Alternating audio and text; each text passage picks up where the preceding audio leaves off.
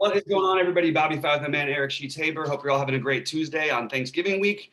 We are going to be talking through this NBA slate. It's a small slate, but actually one that I really like. I always tend to do better. I mean, the Lakers, it makes sense. I know the Lakers well, but when the Clippers are on the slate for whatever reason, I've done really, really well with my Clippers, especially when Clippers play Dallas, which feels like, for some reason, it feels like they play 100 times a year, probably because they played in the playoffs and 2 7-game series over the last 2 years. But I swear, these guys feel like they're always playing. Anyway, I had a good night last night, finished 9th in the monster, kind of crapped out at the end, but the Philly and Sacramento game was going beautifully, and then just no one could make a shot for a quarter and a half. Still was a really good game. I loved the process. I thought it was really, really solid on the night, about doubled my money. So I feel pretty good about last night. Sheets, how did you do? And what do you think about the slate? I got like 50th in the monster, which cashed, which is good. And that ended up making me money on FanDuel. DraftKings, I did not do as well.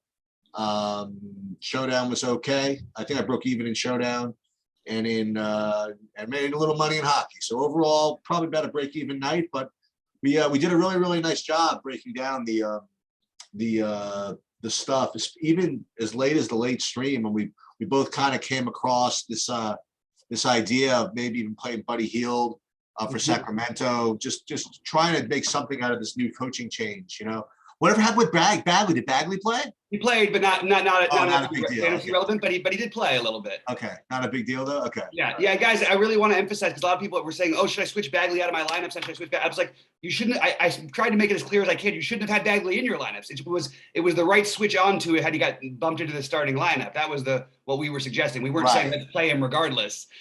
We were speculating on the guys who actually play, which is where we came up with the Hield thing, who made a lot of sense. And getting him at 2% ownership with when I had 40% of them, or 35%, whatever it was, certainly worked. But also we were, Jared Allen, it wasn't like it was a huge night, but on last night, you'll take those 44 points or whatever for 7,500. And he was 4% owned. Darius Garland, who I was very into, I know that you didn't like him quite as much, but he went completely nuts and had 48 fantasy points. So did he? Good stuff. Yeah. Some good stuff last night, I thought. And I thought the process was right. That delaying till the last game, you're going to find out something you don't know. And obviously Curry had an easy pivot to Milton, which is not nearly the equivalent of Curry. And we had to do that. But the truth is, when you hear a guy like Curry's out, so I'm happy I had so many times to shift, because what I did is I just played all the more Drummond with Gobert mostly, which was awesome. And then all the other guys, all the Korkmaz was the one I had a huge boost to. And basically everybody ended up getting there for them. So not in massive games, but the value ended up paying through, and it's really good when you can have that late switchability. So I have to say, I'm starting to get a little worn down from the basketball though. Just having to just monitor it all night long. It's a lot of work. It's a lot. Well, we had a nice little nothing going on Thursday for basketball, and then even on our Friday, whatever we do, my plan is to play less lineups on nights where I'm not going to be completely dialed in and can be there the whole night. Because I do think it is kind of hard when you have 100 lineups to worry about, and then this happens, and the guy who's in half your lineups is out, and it's just the good thing is that you can already bank on your 6 figures tomorrow, because that's the Wednesday before Thanksgiving slate. So that one you're winning. And so if you win that one, and then the other one that you always freaking just bury is maybe not last year, maybe the year before, was the Thanksgiving football slate. I never lose on the Thanksgiving football slate. Yeah, Bobby's really good at that one. So you get a good cushion. Maybe we'll get a good cushion going into the weekend, so we could be a little more speculative with maybe some of our weekend plays. But we already know that he's going to win 6 figures tomorrow, and probably going to win something on Thursday. So we're at least off to a good start. So maybe tonight, maybe only another 9th, maybe. I don't know. That's the way I'm feeling it, but let's see what we I don't know. I feel pretty good about this slate, but I appreciate the confidence for the other days. I feel good about today, even on the small slate. I like to be like, these are my teams, so I'm into it. All right, let's pull up your screen and let's get into the slate. It's only 4 games, so we're going to probably talk a little bit longer at length about some of the plays than maybe we normally would, because it is a small slate and we want to take everything into account. Yeah, and with any luck, I don't get called away to the doctor, but I'm good today already. You sound a lot better, by the way. Yeah, we'll see how it goes. Okay, sorry, I don't want to jinx you. Yeah, all right. First game, Miami, Detroit. You wanted to start? Yes, sure. So I think on DraftKings, Jimmy Butler is a very reasonable option. I don't know that you need to do it. I think there's other options that I think I like a little bit better. But the guy has been a freaking just a monster. He's fine with me, and it's a great matchup for Bam. But I don't know if we need to pay this price for Bam on this slate. I mean, those are the two guys who I'm definitely considering. And then because it's a small slate, I think it might be an okay time to instead of those guys get cute with a play like either probably Hero, it would be my preferred option, or Lowry. I think both of them are viable, and I just don't think they're going to have any ownership. That's really my big argument for them. We have to see what happens with Duncan Robinson. He's questionable currently. If he plays, I actually think he's kind of interesting at 4,500 where we don't have value, but I would rather wait and speculate on later value, because even on these small nights, you think you know all the information, we just see it night in and night out that there's always some sort of late breaking news that can change a slate.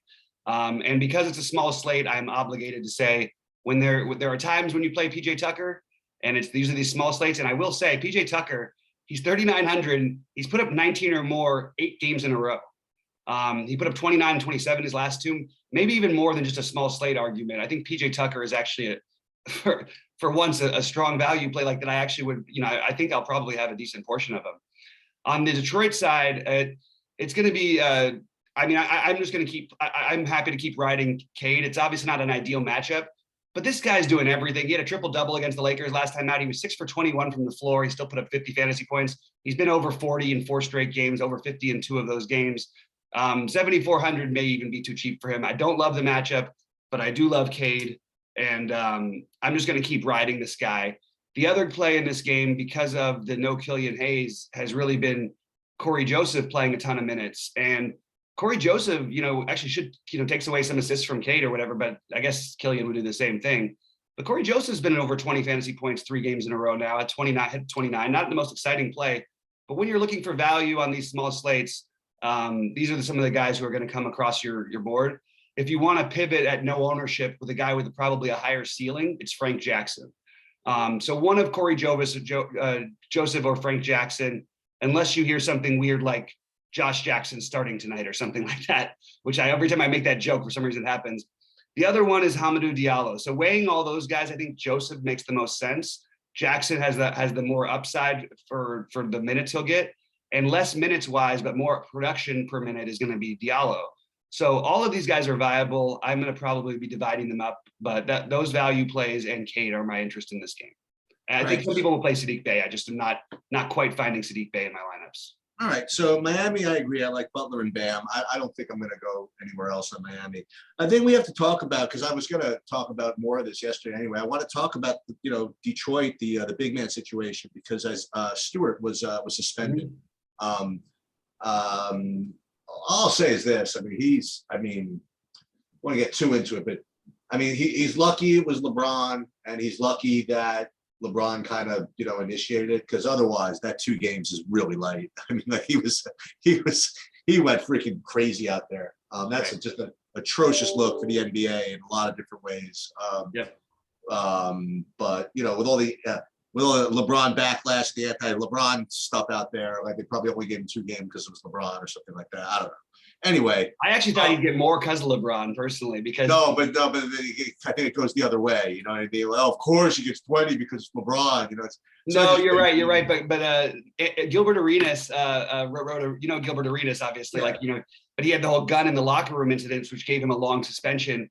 And he wrote this crazy thing, this crazy post about it last night. And he's like, look, there's some guys you are just untouchable. And long and short, he's like, you don't mess with it. He put like the little king crown, he's like, you don't mess with the king. You don't do this. Believe it or not, you could still be an awesome player, and you will find yourself out of this league in no time. Anyway, sorry, go ahead. So nonetheless, I like Cade, I like Kojo, I like Diallo, but we definitely have to account for the missing minutes with and usage at the big man position with Isaiah Stewart. The only guy that I came up with off the bat was Trey Lyles. I actually have a feeling that he's going to end up being pretty chalky at the end of the day. I don't know. Right now, he just looks to be like an okay play. But if you got him starting with what's his name out at an absolute stone minimum 3K on a 4-game slate, he's just going to have to be I don't know. I just feel that he's going to be really chalky and a pretty big decision point. I don't know what else are they going to do as far as bigs go. I honestly have no idea who these other guys are.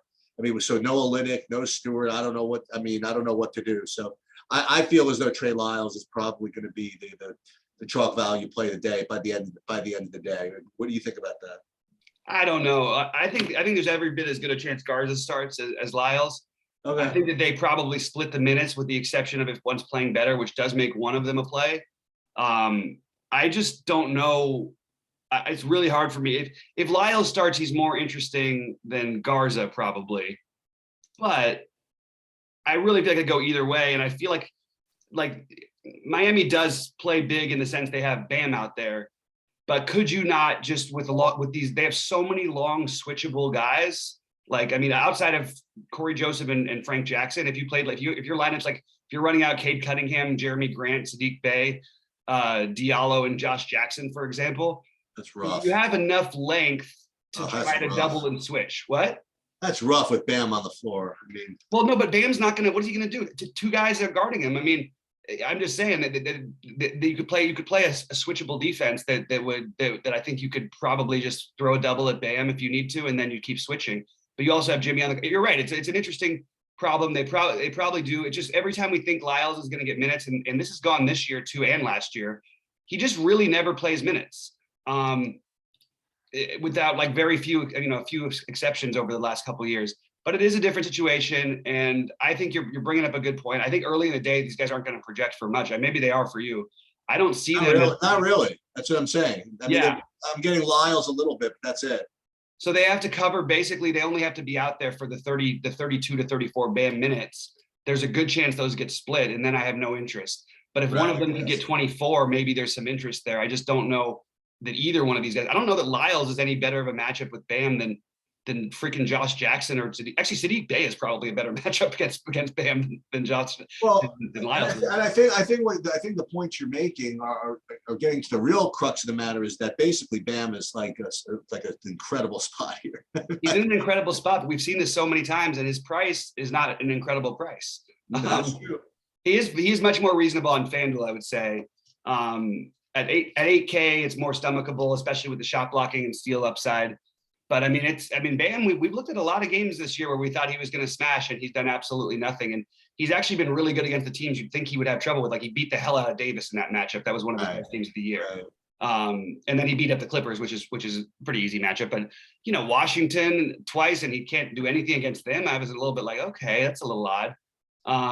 So I do like Bam, and especially if he stays low owned. So you're right. You're making a good point, Sheets. I think Bam is definitely better. And however, I would like to say that given, well, we'll get to the other games later, but considering what I feel is a kind of a lack of good plays in the other games as far as like values go, I mean, I feel as though that this game could be something to do. Like if you play like all those guys you mentioned, like Cade and Kojo and Diallo, and you want to throw all together, you can't do it, but yeah.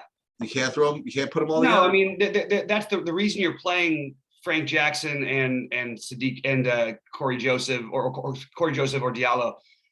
Maybe you can get away with playing one of Jackson or Joseph with Diallo, but the truth is they're not looking for extra shooting guards and small forwards. I mean, they actually don't even really need another point guard, to be honest with you. They just Corey Joseph's played well since when they've let him play. Frank Jackson has had a monster game and a couple of decent games, and Diallo's a good point per minute guy. But they've got other guys out there that they can use. Like they don't, Josh Jackson plays anywhere 1 through 4. Jeremy Grant plays 2 through 4. I don't know. So I don't know that I would play 2 of them. I think I would try to lean on one. I would make 1 or maximum 2, and it would have to be Diallo being the second because I don't see Jackson and Joseph getting enough minutes together. What's the spread in this game? I guess like 7 or something? 10. I'm just guessing. 10? Okay. I mean, but like it's the same thing we talk about. Like if you can get like a couple of, you're going to probably need at least 2 of them between, probably at least Cade and Grant have to play well to keep this game close. At least those 2. Or Bay, yeah. And then probably one other. So I was just going to say that if you want to play 3 of them alongside, then run it back with like a Butler, run it back with a Bam, and hope the game is competitive. Put a number up there. I think it's possible. We'll get to these later games with the more marquee names on them, but I don't know. That's at least my first look at the slate. I actually had a little more interest in the first two games than the last two, even though the last two games have like the better players. If that makes sense. Right. No, I get it. And there's a lot to speculate on. I mean, all the names we mentioned, we barely mentioned Josh Jackson. There is absolutely a path where Josh Jackson ends up playing 30 minutes tonight. And if he plays 30 minutes, you're going to want him. And he can score 45 fantasy points. Absolutely. Yeah. Absolutely. So it's something that we'll monitor going forward. I think the starting lineup will dictate a lot of that for us on that game, for me at least anyway. I'm very curious how they end up breaking out the starting lineup, whether if it's Joseph, Cunningham, Bay, Grant, Garza, it's less interesting. But if they mix something in there and maybe play either a Lyles or a Josh Jackson and somehow sneaks in, I think that's pretty interesting as well. So, okay. All right, Lakers and Knicks. I actually think this is. I mean, look, I could just show you the fantasy points the Lakers are giving up every time. All I have to do is I know the team well, so all I have to do is look on the other side. I mean, we were talking about Cade Cunningham and Jeremy Grant. It wasn't like an outrageously high scoring game when they played the Lakers the other day, but Jeremy Grant put up, what did he put up in that game? He put up 49. Cade Cunningham shot terribly and put up 50. The Lakers bleed fantasy points, so you're going to want some people on the other side.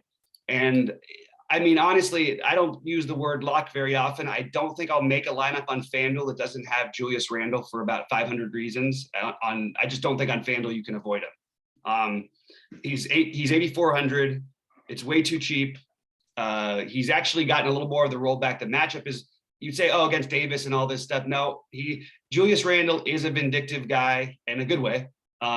He will come after you. He doesn't care if you're playing it, whether it's in LA or not. He's going to try to attack and beat the hell out of this team that gave up on him. That's still how he sees it, and he's accurate. He is going to go nuts. I like him on DraftKings as well, even at 10K. I really, really like him in this spot.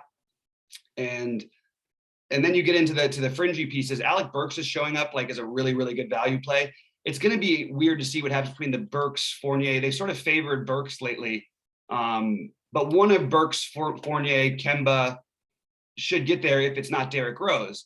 The only problem is Rose, we need to know about Rose playing. And then if Rose isn't playing quickly, becomes a good play. So I'm sort of stuck in between on what to do with these guys. I do think Burks is my current preferred option of the secondary pieces, but it could just as easily be quickly. It could just as easily be Fournier. And they're going to be lower owned. So maybe that's the route that I would consider heading down. And by the way, as I keep saying, like this is probably the kind of matchup you'd want to play Kemba in. He's going to have a lot of uninspiring games, but then he's going to put up 40. And if he's going to be low owned, I think Kemba is something we can do tonight. So this Knicks backcourt is a really confused situation. If Derrick Rose is out, it's going to open up even more. So we have to wait to hear about that. But they've been playing all these guys in the 20-ish minute range. And if any of them get hot, that means they can go up to 30. So they all have huge upside. I'm just having trouble because Burks is my favorite and he's also going to be the most popular, which just sort of feels wrong. It feels like maybe we should switch back to Fournier or Kemba Walker in that for that reason. And I love the other side of this. THT is going to be look, this guy's been just absolutely awesome with the exception of that weird game against Detroit. And then he had just a dud against Boston when LeBron coming back. It was like they were trying to figure out what to do with him. With no LeBron, he just gets so much. He gets usage and he does so many things. He's going to get steals, blocks. He's going to get rebounds. He's going to get tons of rebounds, which you could argue takes away a little bit from the Westbrook and Davis. And I think it does somewhat, but I actually personally side with Westbrook tonight over Davis. And I like both of them. So you will see some probably on FanDuel more than DraftKings because it's more stomachable, but I will probably have some Davis, Westbrook, and THT with Randall and one of the guards on the other side. I think this is an interesting game to stack. And one guy who I don't think people are going to play finally is Carmelo. I don't think I'm going to, but I'm going to mention him as a reasonable tournament shot. That's basically what I got for this game. You and I are really just dialed in to the same ideas here, which I really, really like on this game. First of all, it would have been interesting to see how the THT thing really played out after without the fight or whatever it was. I don't even know. Did LeBron get ejected for that game or no? Yeah, I don't know. Yeah, he did.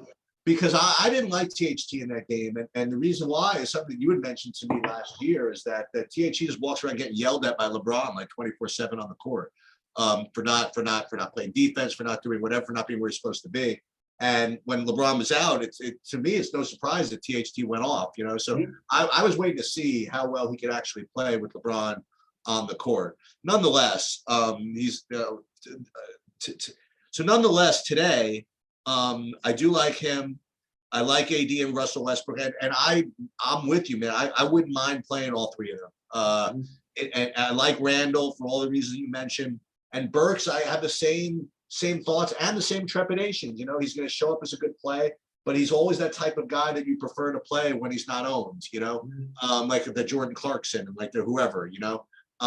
So I definitely want to play him, but you're not sure. And the one of the keys is going to be this guard situation, you know, like you could play Rose if he plays, right? But if he doesn't play, then it's you know, then you get big bumps to Kemba and big bumps to Quickly, and you can play them, you know, and it's going to be an early enough game that you'll be able to decide that, and it'll kind of flow really, really nicely. Another thing to keep an eye on is I see Taj Gibson questionable. I don't know how that relevant that is, but Mitchell Robinson's still out. You have Nerlens Noel at 4,200. You know, I think he could be a play also. So there are guys in here, and not to mention, I mean, you talk about Randle, vengeful guy, whatever it is, dude. Let us not forget freaking Carmelo coming back to Madison Square Garden, as you mentioned just briefly at the end. You know, with Carmelo, I mean, dude, let's go. I mean, I'm in that. You know, so I think this game is like where, you know, maybe the people who bought tickets in advance are a little disappointed that LeBron's not going to be there. Remember, because the Knicks only play the Lakers at home once every year, right? Right. So people might, you know, pay a lot for these tickets expecting to see LeBron, and you know he got suspended. I'm sure people are steamed about that, but you're gonna get a show, man, with Carmelo Anthony coming to town. You get the booing of Carmelo Anthony or the cheering, depending on what mood the Knicks fans are in, you know, and Derrick Rose, if he can play, he'll play. You know, this is a big game for New York every year, you know, and it could be it could be some fireworks. And I think Randall's gonna freaking go do what he can to go off. So I kind of like this game with all the pieces that you mentioned and all the things that you mentioned, and I really like it a lot. Actually. Yeah, I actually think I have Taj as out, by the way. Okay, I just see a queue in my in the DraftKings app, but he's doubtful for Tuesday. So I mean, so Noel, that is an interesting idea with Noel. I can get behind that for sure, and obviously more rebounds for Randall. I mean, you know who it's more rebounds for, by the way. I actually think you know we didn't mention this guy yet, but now I have to realize that Taj is out. The guy who you know tends to do well when these big men are sitting out with rebound wise, which is hard to see because he doesn't average so many, but it's RJ Barrett. I mean, he had 15 rebounds in the last game. Wow. So he's 5,600. So all of these guys on the Knicks are firmly in play. We'll have a better idea when we know about Rose later, but like this, you want to attack this Lakers team right now. They just defensively are not with it. And they're trying to get better and they're desperately trying to win. So they're playing their guys a ton of minutes. So it makes sense for a game stack to me. What is this like, pick 'em? 4.5 for the Knicks. Okay. By the way, before the season, I wonder what odds you could have had on that for the Knicks ahead of like a 4.5 point favorite at home against the Lakers. It would have been off the board because you know what, you never know who's playing for the Lakers. No, I know. But if you, I mean, I really think that if this game happened on opening night, it would be like the Lakers -7 if LeBron was playing or something. Right, absolutely. All right, let's talk about some. Then we have the giant break in between games, and we've got a fairly significant Q tag. I think he'll play. But it is interesting to see Jokic with that Q tag at 11-4 as probably. Dude, every game is a Q tag, and if you noticed, before the last game, there was a Q tag that nobody really believed because the coach said basically he's pretty confident he's going to play. I don't know what the big deal is, and he just did. He got ruled out.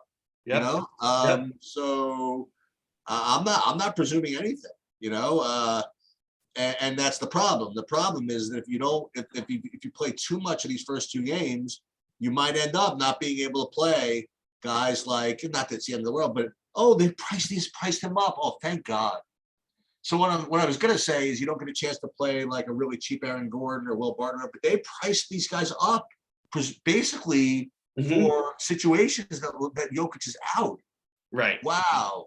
So you could actually avoid these guys. The one guy who they didn't price up, two guys, well, both are more relevant guys. So Jeff Green and Michael Green are still freaking free. You know what I mean? If and they're the direct beneficiaries of Jokic being out. So those are the guys you won't get to play if you don't save room, and you also won't get to play Monte Morris, who you probably would want to play if Jokic were out. So that is kind of an issue, but at least I don't have to worry about Barton and Gordon because I'm not playing that at those prices. I'll play Barton at that price. I'll tell you another thing. Barton has torched this team. It's his former team. They always had him as their he was when did Barton play for Portland? Like the 80s? That was his whole career was Portland. And then really? Yeah. And he left because they wouldn't give him like serious playing time, and then every time they did, he was going nuts every time. Okay. And they ended up, they had to let him go. So I'll take him I'll play him at 7,400 without Jokic. I feel like it's a walking 40 spot with upside. Also, I'm still not sure that Denver can actually guard anybody. And by the way, the spread on this game, I'm going to guess actually that Jokic doesn't play if you really want to trust Vegas. For Portland to be a 6-point favorite against this, he's out then. That just feels, at least Vegas thinks he's out at the moment. Vegas thinks he's out. I doubt you could actually bet that line. That's what but there is a spread. They do have a line on the game, which makes you think that Vegas thinks he's not going to play. And no matter what happens, I do think Morris is the best play without Jokic. I don't know. I want to see what happens in terms of who's starting if JaMychal Green or Jeff Green start. And they don't bring some weird, if we don't get a Zeke Nnaji back in our lives, you don't really, it's funny, you think you need to play big against Portland, but the truth is they like to go small, which is why Nurkic's minutes haven't been the same all year long. Like you look at Nurkic, he's playing 22, 18 minutes because they keep going small. And by the way, in those minutes, he's absolutely crushing.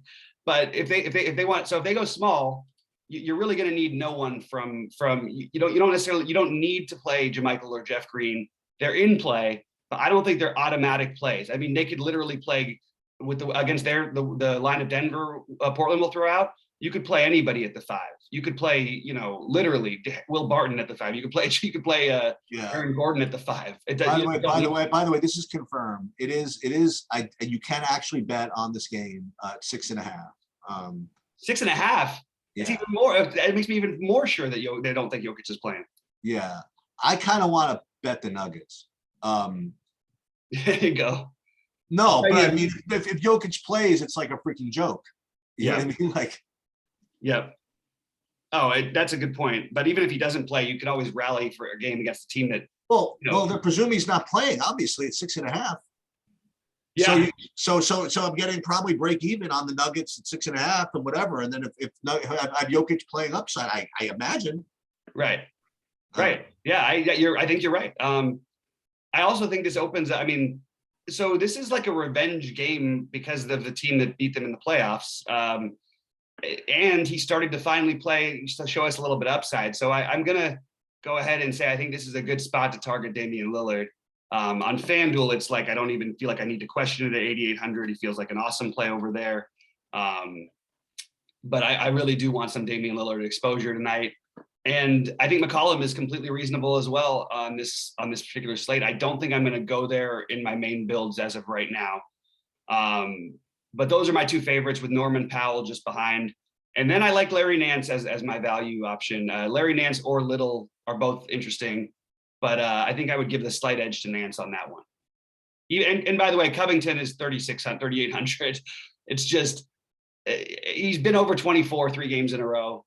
He probably is a little bit he's a better point per minute, although not much, than PJ Tucker, but he's not going to play as many minutes as PJ Tucker. And he's probably a little bit weaker than Corey Joseph because Joseph will play more minutes most likely. But those are the 3.8 guys you're considering, and I give Nance the edge over all of them as of right now. All right, so I'm not to be the Grim Reaper here, okay, but I just wanted to share something. See, I got a C+ in biology in high school. I could never be pre-med if you paid me $20 million. But when you become a parent, you learn as much about, and when you become an athlete too, you learn as much about like the human body anatomy as needed. You know what I mean? So you learn about injuries, you learn about stuff. So let me tell you a story. So Matt, my son, who is he played basketball. He got into a little accident over the summer, and he like braced his hand on just falling off of something. Didn't seem like a really big deal. It seemed like a sprain or whatever it was. And it was his right hand, and for the rest of the summer, he's like, yeah, it doesn't bother me a little bit. It went for an X-ray, but they didn't show anything, whatever it is. I'll just kind of live with it, whatever. It just kind of bothers me just a little bit. But then when he came back, it was still bothering him. And we took another X-ray, and we did an MRI. It was actually a broken scapula, which was a really, really weird part of the hand and the wrist that doesn't get blood supply as well as everything else. And it's kind of tough to see in the first X-ray. It ended up, he was in a cast for about 3 months. Okay. And whenever someone has like a sprained wrist at all, I'm like, just make sure that it's not the scapula, scaphoid. Just make sure it's not the scaphoid, because it doesn't show up on the first X-ray and you could be really, really screwed. So I'm just seeing him just out every freaking day with this freaking sprained wrist thing. I just hope that he's okay. That's my one comment on that. But if in fact that he's playing, yeah, let's go. On the Portland side, I like, I need you to talk me off of something. So I like Lillard, and another guy who, for whatever reason, the last 3 games shows up for me in projections enough that I end up playing him. And he doesn't really I don't know what he's done, but I've been getting to a lot of Larry Nance for some reason. That's what I said. Yeah, he's my favorite value. Oh, you did? Oh, sorry about that. No problem. I was busy trying to remember the whatever stuff. Yeah, no, he did well for me over here. That's right, with 39. So I guess once his minutes ramped up, that's we started popping. Okay, that makes sense. Okay. So I do like Larry Nance at 3,600, and I like Lillard. So for me, it's honestly just Jokic if he plays, and then Nance and Lillard on Portland. And if Jokic does play, I want to play him. That's the best I can describe that. If Jokic plays, I want to play Nurkic. Okay. Nurkic, first of all, has had some great matchups against Jokic in the past. And by the way, people forget this, but before Jokic sort of had his oh my God, this guy's amazing, it was Nurkic that was the next guy when they were in Denver. It was Nurkic's team. Nurkic was the starter. He was the one out playing Jokic until finally they're like, you know what? We kind of have to play Jokic. And Jokic obviously has turned into Jokic. Right. Nurkic's only issue is minutes.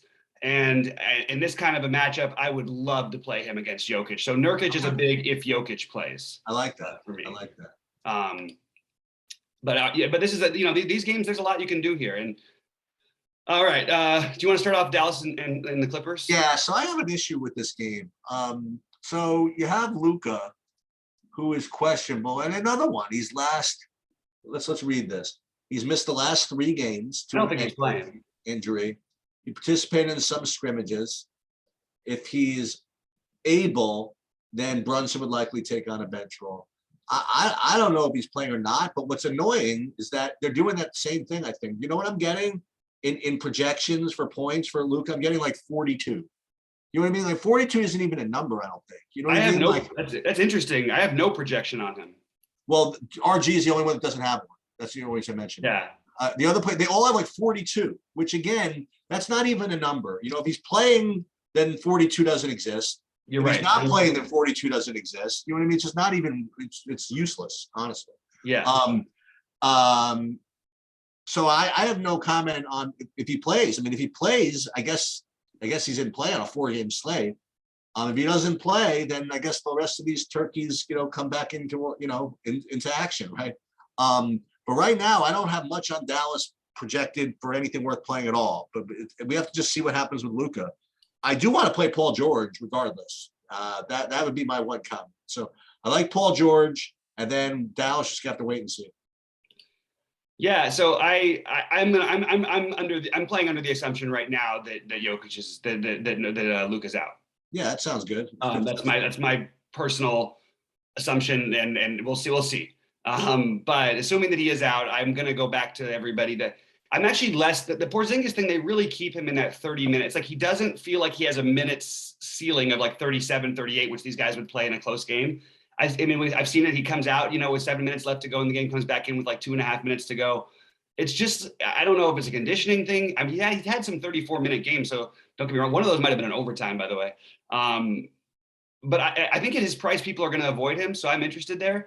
I think Jalen Brunson he's a cash game lock as far as I'm concerned. If you were he's the safest play at 7,300. I think you're going to get a guy who's going to probably put it. It's very rare to me that he's not going to be in that 40 range, and he's 7,300. So I think we should go ahead and play him.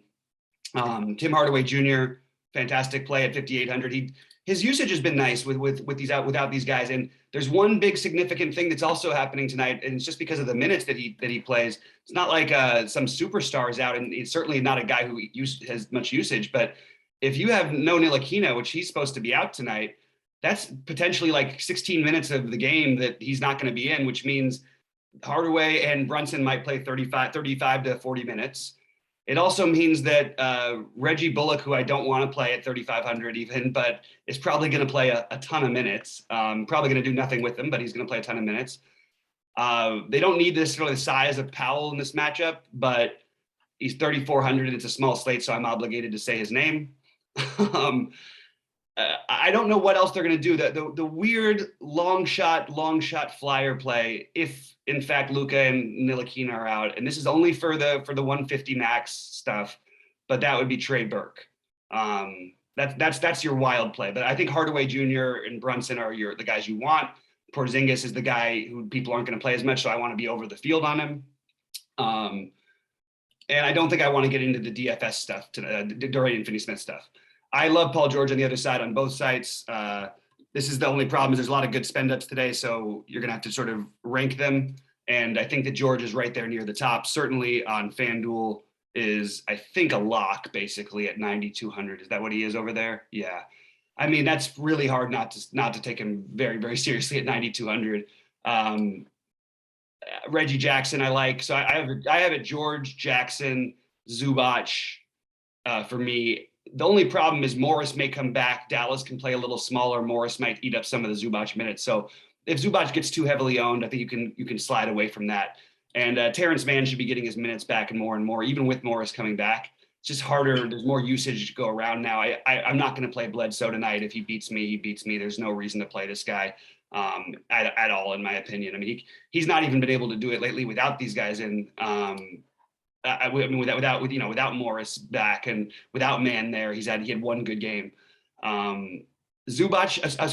maybe back as well. So it's just sort of more mucked up. I originally liked Zubac better than I do when I looked a little further and realized, some of those minutes he's going to lose to Ibaka. I don't think they're going to cut Hartenstein out of the rotation, and Marcus Morris is going to eat up some minutes. So it sort of kills the front line love. But I do like Paul George and Reggie Jackson a lot still.